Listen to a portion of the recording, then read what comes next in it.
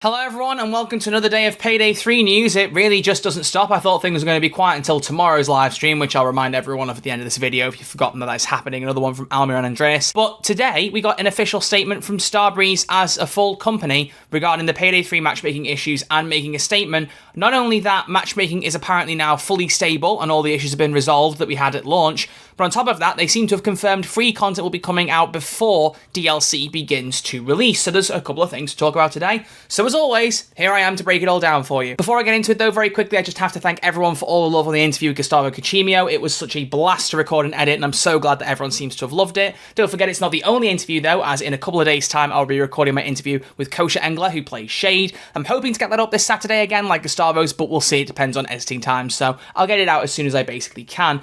But also, just a very quick one, there are quite a few comments about people complimenting me on my singing, which, thank you. That was really lovely, and I was not really expecting that in the middle of an hour and a half interview that I get so many comments about that, but I do actually have a channel where I've put a couple of singing videos up. I should put some more up on there, really, but if you do want to see more, that does exist. I'll leave a link on screen now and in the description if you want to go and check out any other vids of me singing. But let's get into the article from Starbreeze. My camera has just changed brightness because I forgot that I could do a dark mode on this page, so I've done that. I mean, you can't see Starbreeze's logo, but everything else is fine. So let's read through this update regarding Payday 3 and the matchmaking issues. So the scheduled maintenance carried out last week has fixed the initial matchmaking issues that occurred during Payday 3's first few days after launch. Matchmaking has been stable and has had good performance after the completed maintenance, and in the past 5 days, Payday 3 had a peak concurrent player count of 124,000 people. And in September 2023 overall, the game had 3.1 million unique players, and Starbreeze Nebula has had a total of 4.5 million registered users across all titles. So that being, I think, just Payday 2 and 3. I don't believe there's any other games that need Nebula right now. So basically, about 1.4 million people have signed up for Nebula on Payday 2 and not yet played Payday 3 is the gist. So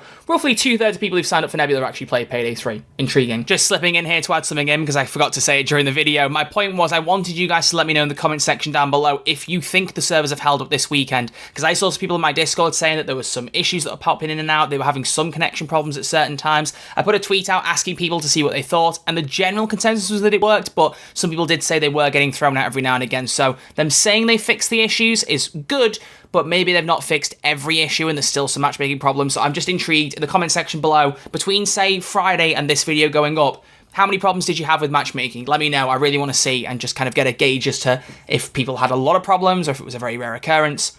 I'd like to know. Starbreeze will now intensify the commercial activities around Payday 3 after partially pausing these during the previous week. In early October, the first update to Payday 3 will launch, focusing on improving the game experience. The coming months include planned updates to Payday 3 that address both content, quality of life improvements, bug fixes, and new functionality. And then it lists a table with planned updates and new content for Payday 3 during 2023, but it notes that in addition to these dates, platform-specific updates will be launched. So stay tuned for anything specific to PC, Xbox, PlayStation, whatever it may be. So first off, they got in October, we're going to have 200 plus quality of life improvements for all platforms.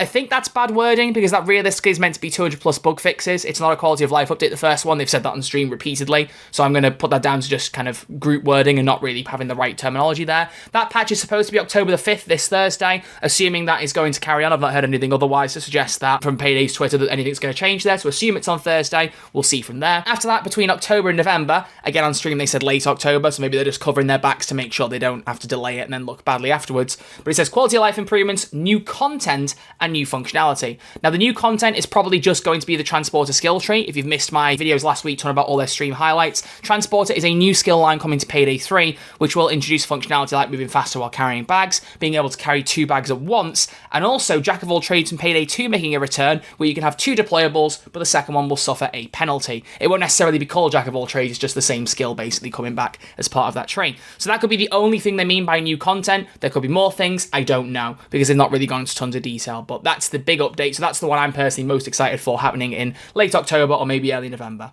After that, within the month of November specifically, they note quality of life improvements, new content, and new functionality. Again, whatever that is, we don't know. I mean, if it were me personally, I'm really hoping we get a new free heist before the DLC kicks off. That's what I'm crossing my fingers for, because Payday 2 got the Diamond Store added a month after release, and that was free.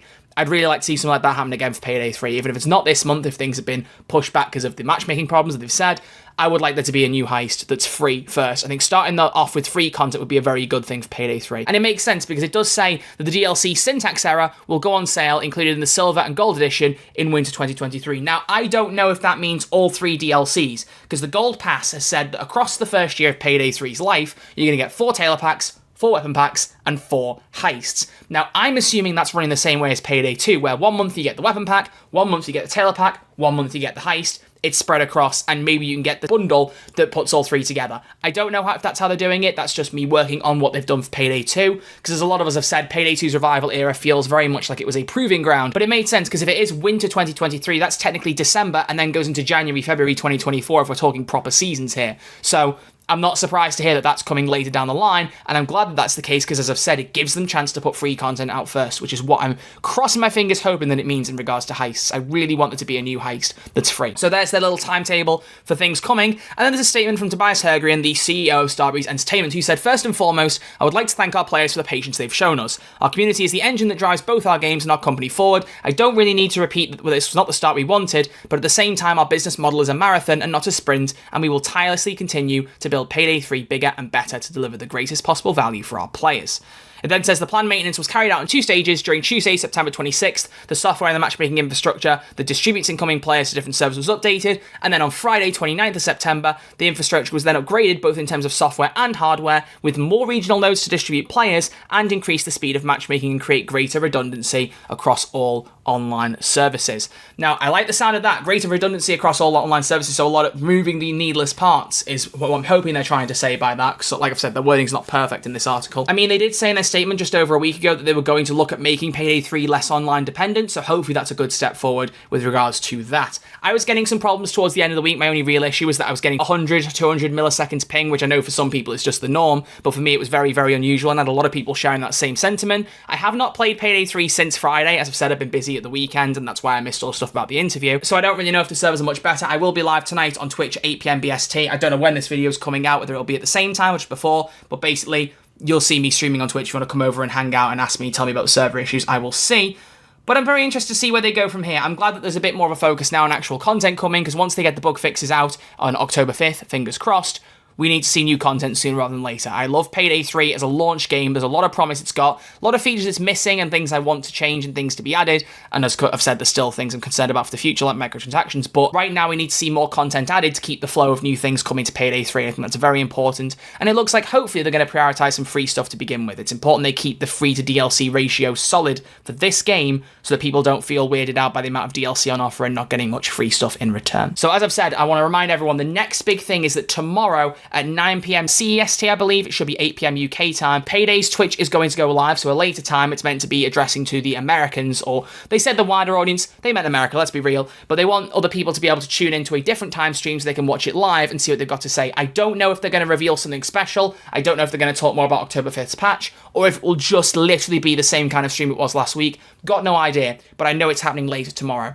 I'm thinking what I might do is I might react to the stream live on my own Twitch, like watch it with everyone, take my notes as per usual, and then end the stream and make my video. I may do it that way and get it out as soon as possible. But either way, 9 PM CEST, so 8 PM BST UK time tomorrow will be their next stream, and that will no doubt be my next video on Payday 3 once that stream is over, and I've had a chance to take my notes and make a video on it. So I will leave this here. Thank you all very much for watching. I greatly appreciate it. If you've all enjoyed the video, please do make sure you give it a thumbs up to show you've liked it and would like to see more. And speaking of, if you want to see more, click that subscribe button. It's quick, it's free, I'll always love you for doing so, and you will never miss out on any news for Payday 3, because I am watching this stuff like a hawk and making sure that every single news update that is worthy of a video is out there. So thank you all very much for watching. I'll see you all very soon with some more stuff. Look after yourselves, stay safe, and I'll see you all soon. Much love.